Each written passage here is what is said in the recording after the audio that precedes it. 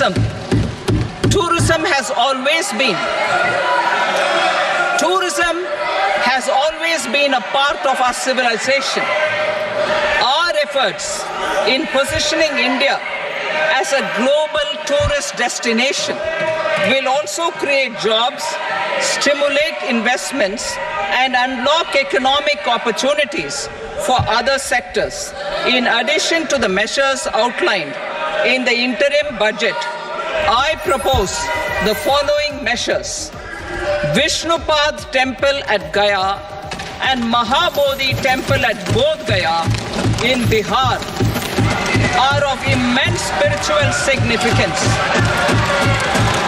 Comprehensive development of Vishnupad Temple Corridor and Mahabodhi Temple Corridor will be supported, modeled on the successful Kashi Vishwanath Temple Corridor to transform them into world-class pilgrim and tourist destinations. Rajgir holds immense religious significance for Hindus, Buddhists and Jains. The 20th Tirthankara Muniswarata temple in the Jain temple complex is ancient. The Saptarishi or the 7 hot springs form a warm water Brahmkund that is sacred. A comprehensive development initiative for Rajgir will be undertaken.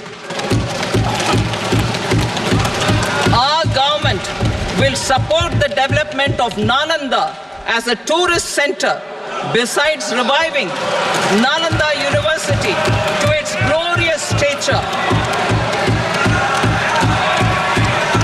Odisha's scenic beauty, temples, monuments, craftsmanship, wildlife sanctuaries, natural landscapes, and pristine beaches make it an ultimate tourism destination. Our government will provide assistance for their development to Odisha as well. Priority 8, innovation, research and development. We will operationalize the Anusandhan National Research Fund for basic research and prototype development. Further, we will set up a mechanism for spurring private sector-driven research and innovation at commercial scale with a financing pool of 1 lakh crore rupees in line with the announcement in the interim budget. Space economy. With our continued emphasis on expanding the space economy by 5 times in the next 10 years, a venture capital fund of 1,000 crore rupees will be set up. Priority 9, next generation reforms. Economic policy framework. We will formulate an economic policy framework to delineate the overarching approach to economic development and set the scope of the next generation of reforms for facilitating employment opportunities and sustaining high growth. Our government will initiate and incentivize reforms for 1. Improving productivity of factors of production, and 2. Facilitating markets and sectors to become more efficient. These reforms will cover all factors of production, namely land, labor, capital, and entrepreneurship, and technology as an enabler of improving total factor productivity and bridging inequality. Effective implementation of several of these reforms requires collaboration between the center and the states and building consensus as development of the country lies in development of the states. For promoting competitive federalism and incentivizing states for faster implementation of reforms, I propose to earmark a significant part of the 50-year interest-free loan.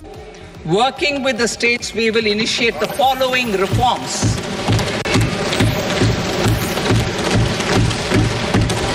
Land-related reforms and actions, both in the rural and urban areas. will cover land administration, will cover 1. Land administration, planning and management, and 2. Urban planning usage and building bylaws. These will be incentivized for completion within the next 3 years through appropriate fiscal support. Rural land-related actions. Rural land-related actions will include 1. Assignment of unique land parcel identification number, UL PIN, or Bhu Aadhaar for all lands. 2. Digitization of cadastral maps. 3. Survey of subdivisions, survey of map subdivisions as per current ownership. 4. Establishment of land registry. And 5. Linking to the farmers registry. These actions will also facilitate credit flow and other agricultural services.